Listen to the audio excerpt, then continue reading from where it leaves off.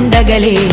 High power ఉల్లాసం, high power ఉత్సాహం, high power ఆరోగ్యం, హై పవర్ ఆనందం. గుంటూరు వారి XXL మరియు హై పవర్ హార్స్ దేశవాళీ మినపగుళ్ళు. బంధాలు అనుబంధాలు మరింత దృఢంగా, మరింత బలంగా.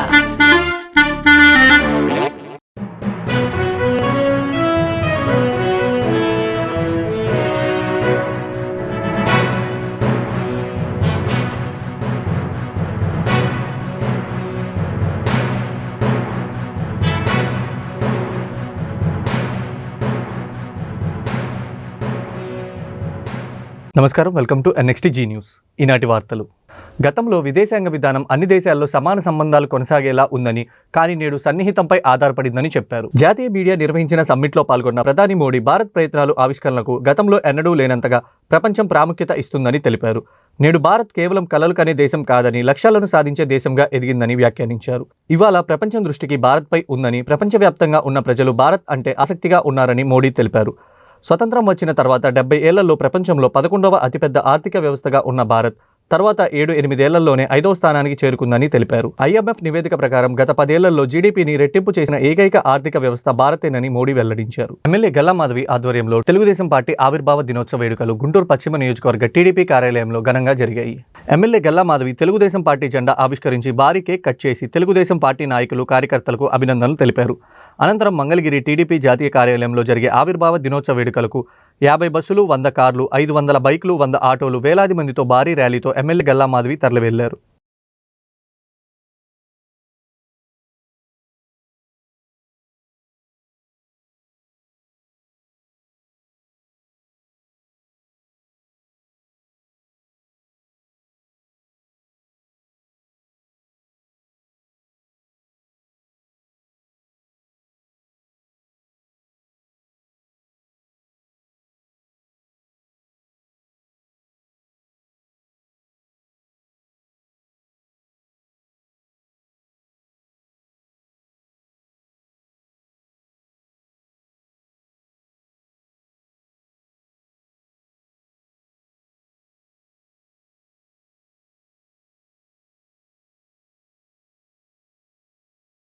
నలభై మూడవ ఆవిర్భావ దినోత్సవం టీడీపీ పార్టీకి 43 సంవత్సరాల నుంచి కూడా హిందూ ప్రతిష్టాత్మకంగా టీడీపీ పార్టీ ముందుకు వెళ్తా ఉంది.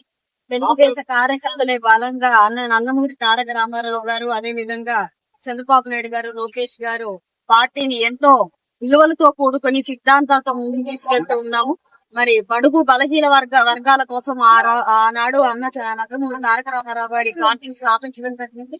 మరి స్థాపించినప్పటి నుంచి కూడా ప్రజల గుండె చప్పుడై తెలుగుదేశం పార్టీ నిరంతరం నిత్యం ప్రజలతోనే మమేకమై వారిని అభివృద్ధి చెందించేలాగా సంక్షేమాన్ని ఇస్తూ ముందుకు తీసుకెళ్తా నడిపిస్తా ఉంది. ఈ రోజు రాష్ట్రం ఇంత సుభిక్షంగా ఉంది అనంటే కేవలం ఆ రోజు తీసుకున్న నిర్ణయాలు మాత్రమే దీనికి నిదర్శనం. అయితే ఈ రోజు ప్రతి తెలుగుదేశ కార్యకర్త కుండల నిండా ఆనందంతో ముందుకు వెళ్తూ ఉన్నాము. అందరం కూడా టీడీపీ పార్టీ కార్యాలయానికి బయలుదేరాము. ర్యాలీగా ముందుకు వెళ్తున్నాం. అక్కడ అంగరంగ వైభవంగా ఈ వేడుకలు జరుపుకోవడానికి మా ఈ పశ్చిమ నియోజకవర్గ జిల్లా కార్యాలయం దగ్గర నుంచి వేడుకలు జరుపుకొని అక్కడి నుంచి అందరం కూడా బయలుదేరి ఈ రోజు మా అధినాయకుడు నారా చంద్రబాబు నాయుడు గారి ఆధ్వర్యంలో ఈ యొక్క మహోన్నతమైన రోజుని అంతా కూడా కలిసికట్టుగా సెలబ్రేట్ చేసుకోవడం కోసం అందరం బయలుదేరాం. చాలా చాలా ఆనందంగా ఉంది. టీడీపీ పార్టీలో నుంచి వస్తున్న ఒక నాయకురాల్లాగా ఎంతో గర్వంగా ఉంది. టీడీపీ కార్యకర్తలని చెప్పుకోవడమే ఒక మనిషికి చాలా గర్వకారణం. అలాంటిది ఈ రోజు టీడీపీ పార్టీ నుంచి ఒక నాయకురాల్లాగా ఎదిగి ప్రజల మధ్యలో నిత్యం ఉంటూ వారి సంక్షేమం కోసం, అభివృద్ధి కోసం పాటుపడుతున్నందుకు నిజంగా చాలా చాలా ఆనందంగా ఉంది. అలాంటి దార్శనికత గల నాయకత్వం కింద నేను పనిచేయడం కూడా నాకు చాలా సంతోషంగా ఉంది. ఈ రోజు 43 వసంతాలు పూర్తి చేసుకున్నాం కాబట్టి ఇంకా 100 ఏళ్లు టీడీపీ పార్టీ వర్ధిల్లాలి. పవిత్ర రంజాన్ మాస వేళ గుంటూరు జిల్లా మంగళగిరి బస్టాండ్ సమీపంలోని పేద ముస్లిం మైనార్టీ సోదరుడు షేక్ షహీన్ షా నివాసానికి మంత్రి లోకేష్ ఆకస్మికంగా సందర్శించారు. షహీన్ షా కుటుంబ సభ్యులు కలిసి లోకేష్ ఇఫ్తార్ విందులో పాల్గొన్నారు. ముస్లిం సోదరుడితో పాటు కుటుంబ సభ్యులకు పండ్లు తినిపించి ఉపవాస దీక్షను విరమింపజేశారు. ప్రత్యేక ప్రార్థనలో పాల్గొని షహీన్ షా కుటుంబ సభ్యులు యోగక్షేమాలు అడిగి తెలుసుకున్నారు. షహెన్షా నివసిస్తున్న ఇంటిని లోకేష్ పరిశీలించారు. తన తండ్రి సెంటు స్థలంలో నిర్మించిన రేకుల ఇంట్లో ఇరుకుగా మారడంతో ఇబ్బందులు పడుతున్నానని షహెన్షా తండ్రి జమాలుద్దీన్ మంత్రి లోకేష్ దృష్టికి తీసుకెళ్లారు. మంత్రి స్పందిస్తూ కుటుంబ బాధ్యత తాను తీసుకుంటానని, నూతన ఇల్లు నిర్మించి ఇస్తానని, దిగులు పడవద్దని హామీ ఇచ్చారు. అనంతరం మంత్రి నారా లోకేష్ షహెన్షా కుటుంబానికి పవిత్ర ఖురాన్ గ్రంథంతో పాటు రంజాన్ బహుమతిని అందజేశారు. తమ ఇంటిని సందర్శించి మంత్రి లోకేష్ ఇఫ్తార్ విందు స్వీకరించడంపై షహెన్షా కుటుంబ సభ్యులు ఆనందం వ్యక్తం చేశారు.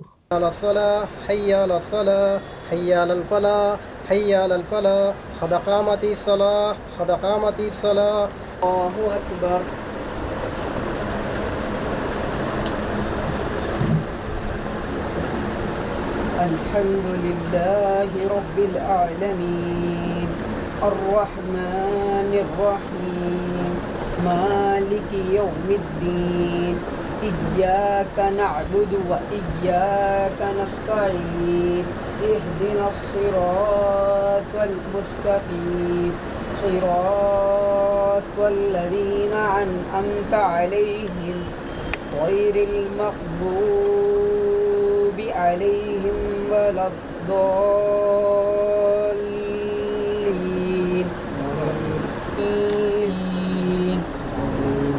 القارئة ما القارئة وما أدراك ما القارئة يوم يكون الناس كالفراش المبثوث وتكون الجبال كالإهن المائل ثم رددناه أسفل سافلين. الله أكبر.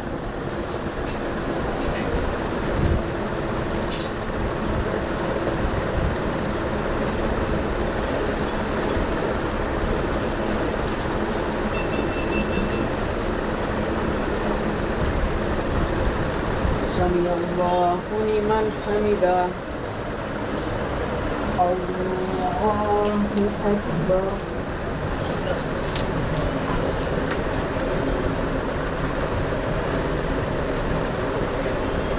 الله أكبر.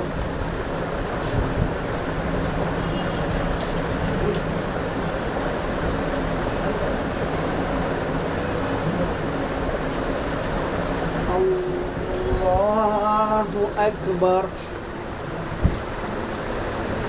الحمد لله رب العالمين الرحمن الرحيم مالك يوم الدين إياك نعبد وإياك نستعين اهدنا الصراط المستقيم صراط الذين أنعمت عليهم موازينه فهو في عيشة راضية وأما من خفت موازينه فأمه هاوية وما أدراك ما هي نار حامية.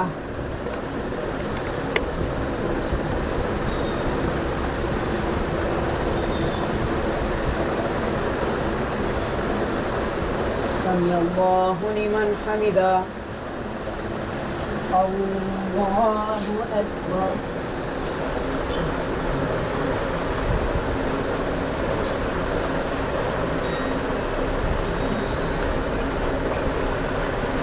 الله أكبر. الله أكبر.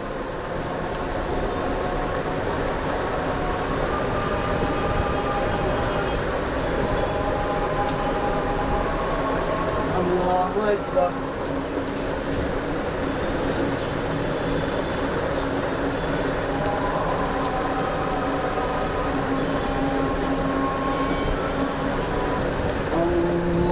الله أكبر.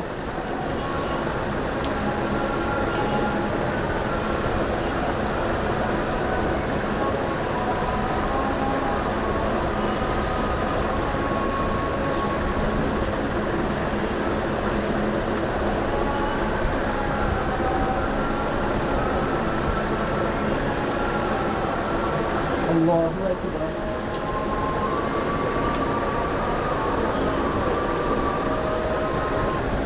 الله أكبر. الله أكبر. أكبر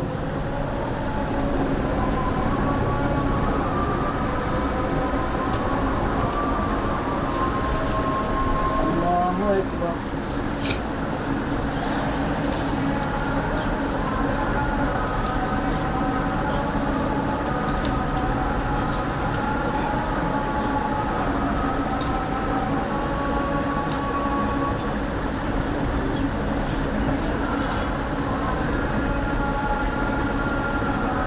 ورحمة الله.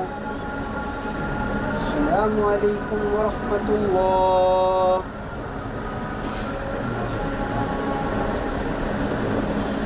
رب العالمين لا إله إلا الله الحي الكريم سبحان الله رب العرش العظيم نسألك موجبات رحمتك وعزائم مغفرتك والغنيمة من كل بر ربنا آتنا في الدنيا حسنة وفي الآخرة حسنة وقنا عذاب النار وقنا عذاب القبر وقنا عذاب الحشر وقنا عذاب الحسرات या अल्लाह हमारे गुनाहों को माफ़ फरमा, या अल्लाह हमारे ख़ताओं को दरगुदर फरमा, या अल्लाह सय्याद को हसनात से मुक़द्दस फरमा, या अल्लाह हमारे गुनाहों को माफ़ फरमा, या अल्लाह रमज़ान भी चला गया है, या अल्लाह आप भी मफ़ला हमारे आंध्रा को भरपूर कामयाबी अता फरमा, या अल्लाह सारे आंध्रा को डेवलपमेंट अता फरमा, या अल्लाह हमसे तो राज़ी हो जा, या अल्लाह जो जो बीमार हैं उनको सेहत आमिला दाइमा मुस्तमिला अता फरमा, या अल्लाह जो लोग कर्जदार हैं उनको कर्ज अदा करने की शक्ल और सूरत पैदा फरमा, या अल्लाह बेशक गुनहगार है।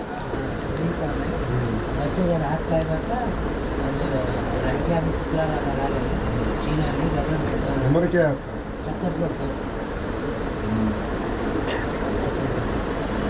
कोई आसो घर पर नहीं जाता वही सोचे 500 का तो पेंशन पहले देना है, टाइम को देना है। ये अच्छा करते हैं काम पूरे देश में कोई किसी भी राज्य में इतने नहीं दे रहे पेंशन। तेलंगाना भी 2500 दे रहा है, 2500 या 2700 दे रहा है। काम भी अच्छा है संतु वबिका आमंतु व अलैका तवक्कलतु व अला रिज़्क़िका अफ़तरतु फतक़ब्बल मिन्नी बिस्मिल्लाहि व अला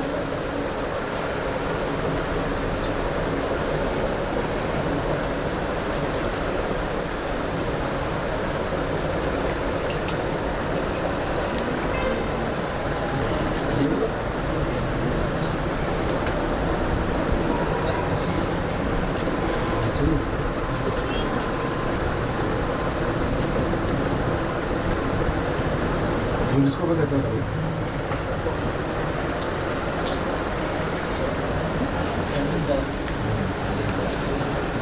इधर ग्राउंड फ्लोर है सर, పైన ఇది రేఖ ఇది మొన్ననే హీటు ఎక్కువ అయిపోయింది సేగకి అందలేకపోయింది సో ఫాల్ సీలింగ్ లాగా చేశారు. తగ్గిందా వేడి దాని తర్వాత? కొద్దిగా తగ్గింది. తగ్గిందా కొంచెం? इधर से जरा खाओ जरा टेस्ट करेंगे తగ్గింది హైదరాబాద్లో కదా, హైదరాబాద్ మా బరాండా దగ్గర నేను దూరం నుంచి ఎట్లా अरे ఏం చదువుతున్నావు? हाथ में लाओ ना, क्या पढ़ रहे हो? किस क्लास में हो? वालेकुम सलाम, किस क्लास में हो? पढ़ रहे हो क्या? स्कूल को जा रहे हो? नहीं जा रहे, डुम्मा कर नहीं। वालेकुम सलाम, बाగున్నారా? నమస్కారం అమ్మా, నమస్కారం తల్లి, నమస్కారం అమ్మా.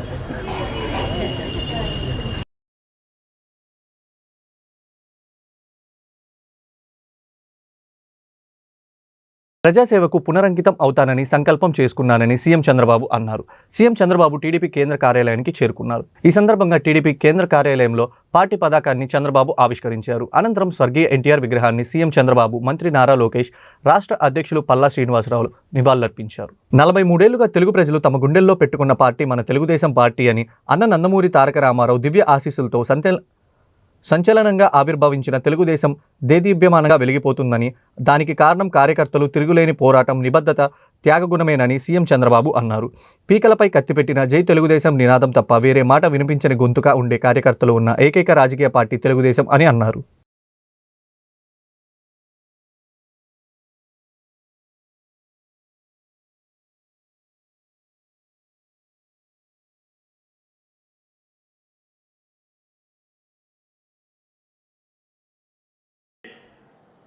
మిమ్మల్ని ఆర్థికంగా దెబ్బతీసే ప్రయత్నాలు చేశారు. ఓసారి బాధ కలుగుతుంది. ఎప్పుడు రానటువంటి సంస్కృతులు ఇవన్నీ.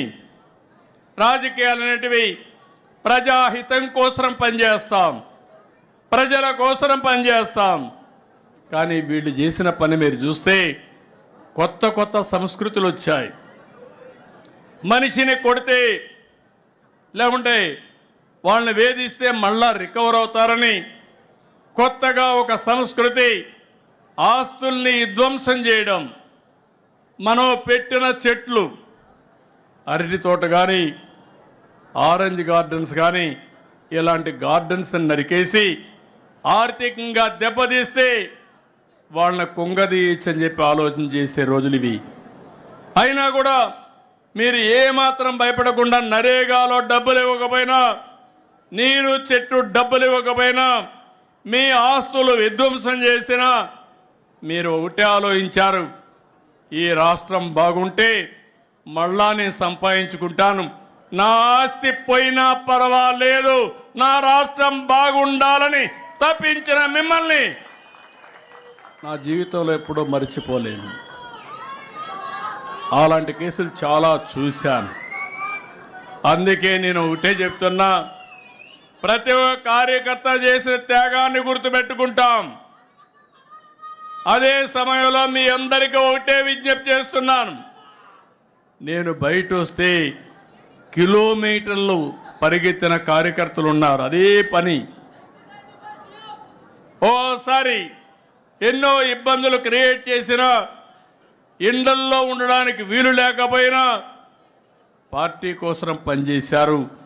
ఎన్నో కేసులు పెట్టారు. మా తమ్ముడు చెప్తున్నాడు, తప్పకుండా 95 సీఎంగానే ఉంటా. తెలుగుదేశం పార్టీ ఆవిర్భావమే ఒక సంచలనమని, పార్టీ మొదటి గెలుపు ఒక చరిత్ర అని మంత్రి నారా లోకేష్ అన్నారు. టీడీపీ 43వ ఆవిర్భావ సభలో మంత్రి లోకేష్ మాట్లాడుతూ, రాజకీయాల్లో రికార్డు సృష్టించాలన్నా, వాటిని బద్దలు కొట్టాలన్నా టీడీపీకి సాధ్యమని అన్నారు. తెలుగు ప్రజల గుండె చప్పుడుగా మారిన వ్యక్తి అన్న ఎన్టీఆర్ అని కొనియాడారు.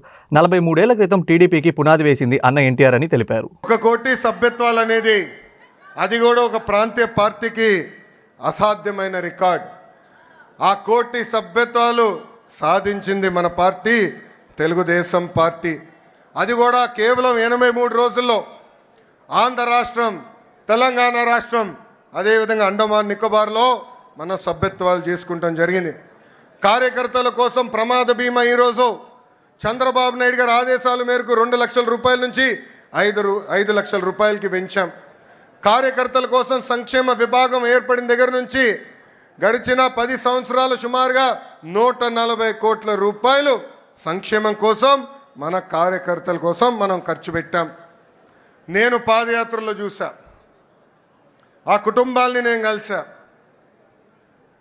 2004లో ఫ్యాక్షన్ దాడిలో ఆనాడు కాంగ్రెస్ పాలకులు మన కార్యకర్తల్ని చంపేస్తే వాళ్ళ పిల్లల్ని సొంత పిల్లలుగా దత్తకు తీసుకుని చదివించిన గొప్ప నాయకుడు మన నాయకుడు చంద్రబాబు నాయుడు గారు.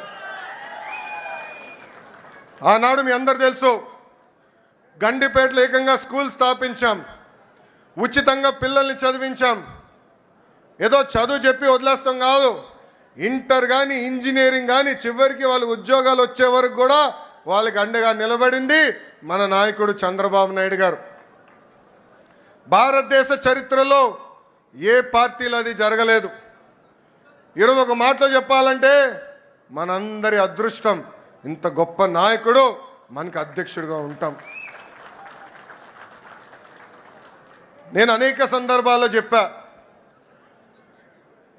చిన్నప్పుడు నేను అనుకునేవాడిని, నాతో ఉండేదానికి ఆయనకి సమయం లేదు, కానీ గండిపేట స్కూల్కి వెళ్ళేదానికి ఆయనకి సమయం ఉందని. అప్పుడు ఆయన ఒక మాట అడిగా, ఎందుకు మీరు అంత సమయం గండిపేట స్కూల్కి ఇస్తున్నారని. అప్పుడు ఆయన ఒకటే అన్నారు, అరే ఫ్యాక్షన్ దాడిలో ఎవరన్నా చంపేస్తే తిరిగి కుటుంబం మొత్తం మళ్ళీ ఫ్యాక్షన్ చేయాలంటారు, ఆ ఫ్యాక్షనిజంకి హ్యూమనిజం ఇవ్వాలనేది నా లక్ష్యం, దానికి ఫుల్ స్టాప్ పెట్టే బాధ్యత నేను తీసుకుంటానని చెప్పారు. పాదయాత్రలో ఆ కుటుంబాలని కలిసా. ఆ పిల్లలు ఈరోజు పెద్దవాళ్ళయ్యారు. ఒక డెలాయిట్, ఒక టీసీఎస్ లాంటి సంస్థల్లో ఈరోజు పనిచేస్తాం జరుగుతుంది. నేను బయట ఎంత పోరాడుతున్నానో పార్టీలో కూడా నేను అంతే పోరాడుతున్నా. నా లక్ష్యం ఒకటే, పార్టీ కోసం అహర్నిశలు కష్టపడిన కార్యకర్తల నాయకులకి గుర్తింపు ఉండాలి. గ్రామ స్థాయి నాయకులు రాష్ట్ర స్థాయికి ఎదగాలి, పాలిట్ బ్యూరో రూమ్లో అడుగు పెట్టాలనేదే నా లక్ష్యం. పార్టీ ముందు ఒక ప్రతిపాదన ఉంచాను. 3 టర్మ్లు ఒక పదవి చేసిన తర్వాత పై పదవి కన్నా వెళ్ళాలి, లేదంటే ఒక్క టర్మ్ బ్రేక్ తీసుకోవాలి. జాతీయ ప్రధాన కార్యదర్శిగా నేను ఈరోజు 4వ టర్మ్లో ఉన్నాను. గౌరవ అధ్యక్ష వారిని నేను కోరేది ఆ సంస్కరణ నాతో మొదలు పెట్టాలని ఈ సభాముఖంగా నేను కోరుతున్నాను. ఇది జరిగితేనే పార్టీలో కదలిక వస్తుంది, యువతకి రెక్కలొచ్చి రాజకీయాల్లో మెరుగైన అవకాశాలు వస్తాయి. నా స్టైల్ ఒకటే, సీనియర్ని జూనియర్ని సమానంగా గౌరవిస్తా, పనిచేసే వాళ్ళకే నేను ప్రమోషన్ ఇస్తా. పసుపు జెండా ఇంకో 40 ఏళ్ళు రప్రపరాడాలి. దానికి ఎప్పుడూ నిరంతరం పార్టీలో యువరక్తం పారాలి. దానికి అందరి సహకారం ఉండాలి. పెద్దలందరూ కూడా ఈరోజు పాలిట్ బ్యూరో సభ్యులందరూ కూడా యువకుల్ని పెద్ద ఎత్తున ప్రోత్సహిస్తున్నారు.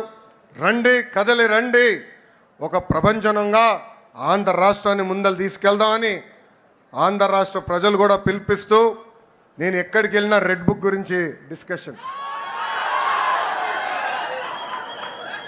నేను అనుకుంటున్నా రెడ్ బుక్ గురించి మాట్లాడాల్సిన అవసరం లే.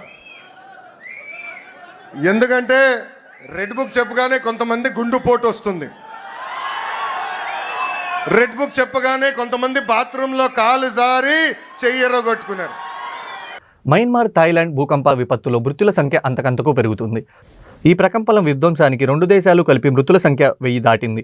ఒక్క మయన్మార్లోనే కనీసం 1002 మంది మరణించినట్లు మయన్మార్ మిలిటరీ అధికారులు వెల్లడించారు. మరో 2370 మంది గాయాలు పడినట్లు పేర్కొన్నారు.